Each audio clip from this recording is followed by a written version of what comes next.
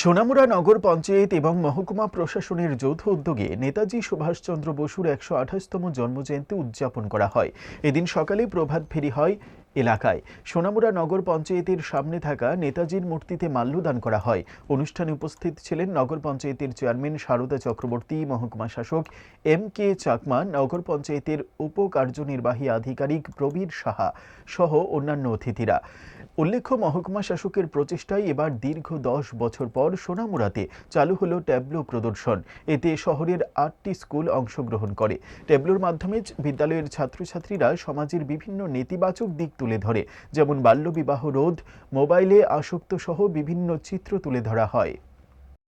নেতাজি সুভাষচন্দ্র বসুর জন্মদিন ১২৮তম, এটা আমরা উদযাপন করছি সোনামুড়া নগর পঞ্চায়েত এবং সোনামুড়া মহকুমা প্রশাসনের পক্ষ থেকে।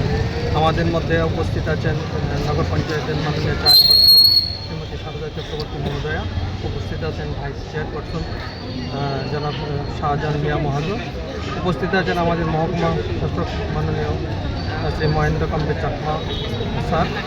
এছাড়া উপস্থিত আছেন সোনামুড়া নগর পঞ্চায়েতের সমস্ত কাউন্সিলরগণ, এছাড়া অন্যান্য সুধীবৃন্দ।